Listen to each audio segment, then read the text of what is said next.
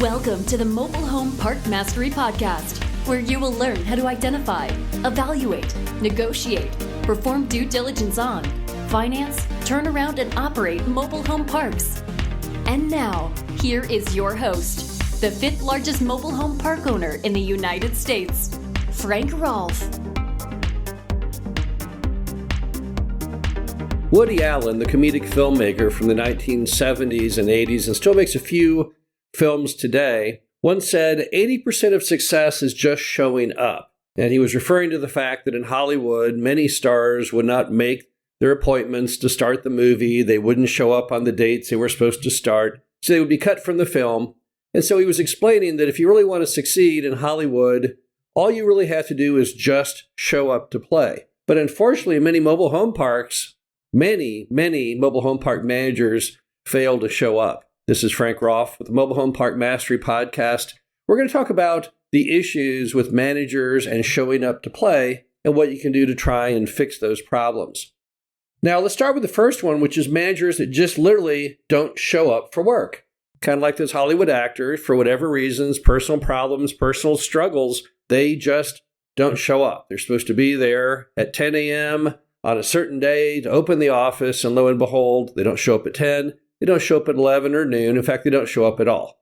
So what can we do on that one? How can we make managers actually show up on the days and the times that they're supposed to be there? Well, like any good employer, the first thing we have to do is create accountability. We have to know when they show up as opposed to when they're not there. You can't leave it open where you just tell your manager kind of on their own honor, okay, show up at this time. No, instead you have to do a little more of the Ronald Reagan approach of trust but verify. So how do we verify if a manager is actually in the office or not? Well, if you use a group like ADP to do your payroll, they have applications you can use to allow you to have the manager log in that they're there and then log out that they're not. But there are still ways to cheat the system typically. I don't know anything in the world that you can't find some loophole in to work around. So another way you could basically do it is if you mounted a security camera on your office, which has a reasonable reason to be there because you don't want anyone to break into your office, steal your equipment or whatever. But it would also allow you to then see, theoretically, who is going in and going out of the office, including your manager themselves. But the first problem with many managers simply is they're not showing up for work. And when managers don't show up for work, many bad things happen. You can't really sell homes. You can't really collect rent. You can't mediate tenant disputes. You can't even report when there's a problem with the park. So we got to make people show up. That's rule number one. And another problem you have is when the managers do show up, they often don't show up on the right days and times. Not because that isn't when they were set up to show up, but because as park owners, if you really want to get homes out the door, and I'm talking at this point from a home selling perspective, you have to be open at least sometimes on nights and weekends because your customers work, or you hope they do. You hope they work during the day. So how in the world are they going to come by and look at a home for sale on a Tuesday at 10 in the morning? And the answer is they're not.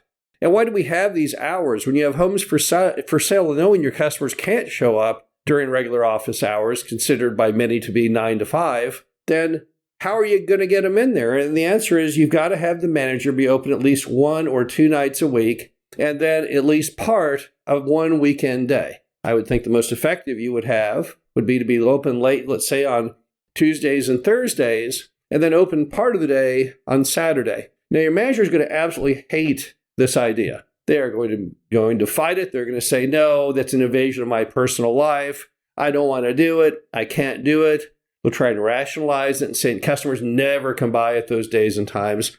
But we all know that's completely untrue. If that were true, then why are most of your major retailers open until 9 p.m. at night and Saturday and Sunday? So don't let the manager not show up and damage your ability to sell homes simply because it's convenient for them. Their convenience is not your concern. You're in the business of trying to get these mobile homes out the door, and you've got to get them to show up on days and times in which customers can look at the homes. And even though that's against their desires, you have to force them then to be open late, at least a couple nights a week, and then at least part of one weekend day.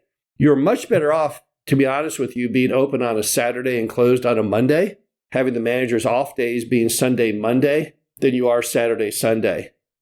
Particularly if you have homes to sell. It's really going to damage your ability to get those homes out the door. The next time we have managers who don't show up is they don't show up to literally answer the phone. Now, years ago, we started tracking because we were trying to figure out how to amplify the speed at which we could get homes sold. And we utilized a service called Who's Calling. So we ported our number through Who's Calling. You basically forward it through. And what it does is every call that comes in is tracked. It tracks the phone number that came in, and then whether the phone was answered or not. And if it was answered, it then recorded what was said. And we were appalled at how few managers ever answered the phone. We had properties in which the manager was not answering the phone 80, 90% of the time. And you cannot sell a mobile home unless you answer the phone. You cannot resolve a problem with a tenant unless you answer the phone. In fact, if you don't answer the phone, the whole job of the manager kind of goes out the door because most everything begins with telephonic contact. So what's the solution? Well, you can use a service like Who's Calling. If you have Rent Manager, you have a service embedded into Rent Manager called VoIP. But every good park owner needs to have mastery of the calls coming in to make sure they are being answered. And on top of that, to listen to what's being said on those calls. So even if the manager does show up on the right days and the right times, and they are sitting in the office, many of them elect not to answer the phone. They find it a bother, or maybe they're too shy or afraid to answer the phone. And that's a huge problem for your business. And then even when they do answer the phone, often it's not in a professional manner. So you can conquer that with listening to those recordings and tracking how many calls are being answered. And then we have the problem with managers not showing up for showings. So there's a general rule in our industry. We call it the 931. We need 3 calls for one showing and 3 showings for one application. And getting lots of calls, unless you can translate those in the phone being answered and then therefore showings being set up and the manager showing up at showings, nothing gets sold. But how do we make the manager show up for showings? How can you do that?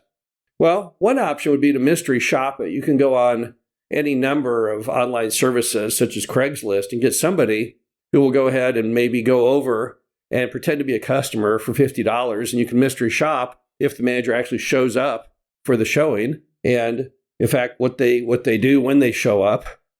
But another way you can do it, which may be easier and more cost-effective, is simply to do exit interviews on all those calls that you got in. If you remember back on the concept of the services like Who's Calling that track calls coming in, you had those people's numbers. You can call them later and say, hey, I'm curious. I know you called about our home. What happened? And you will then hear the sometimes bitter truth that the person showed up for the showing and the manager didn't show up. They showed up for the showing and the manager was drunk, whatever the case may be. But you've got to get a handle on whether or not those managers are showing up for showings.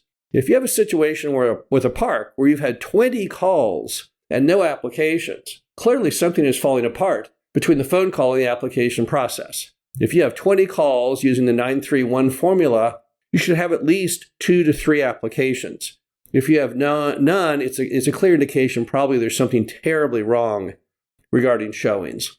And then you have the issue of managers who just don't show up with their A game. They just don't seem to care. They're just a warm body in a chair. It's not doing you really any good. And certainly the opportunity cost is terrible because another manager would do far better than they are.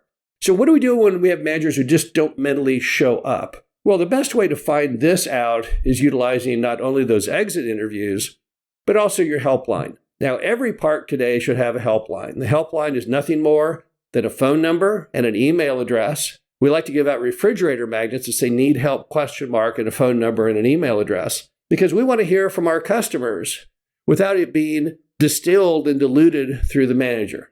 In a lot of parks, if you don't have a helpline, you rely on the manager to tell you what's going on. But what if the manager is not reporting the news accurately? Then what happens? The tenants could be miserably unhappy, super mad, and you wouldn't know because the general flow of the org chart is tenant to manager, manager to you. You have to find a way to allow those tenants to get around the manager, and the helpline allows you to do that. And with the helpline, you'll be able to see very clearly if the manager is bringing their A game. But the final item, the final person who does not always show up is you, the park owner. Now, what happens is, on all the items we just talked about, the manager is flailing, they're failing, they're not working out in the job. But you don't show up to replace them. That's the problem. I know many park owners who will tell me, yeah, well, this manager's not very good. But yet, I don't really want to replace them. It's such a pain. I got to find somebody. I have to train them. It's always unpleasant firing people. That's a problem. That's one of the biggest problems, because the manager who doesn't do well is ruining your business. You're the one who really takes the impact from that. The manager does not. They get paid the same whether they do a great job or a terrible job, but you don't. So the one key item is, as the owner, you have to manage the manager. You have to recognize when it's not working out. You have to track them. You have to know what they're doing. And when they're not doing well, it is up to you to get them out the door. This is Frank Rolfe, the Mobile Home Park Mastery Podcast. Hope you enjoyed this. Talk to you again soon. Thank you for listening to the Mobile Home Park Mastery Podcast. Be sure to visit us at mhpmastery.com to subscribe to the show, read our show transcriptions, and access all of our great information on mobile home park investing.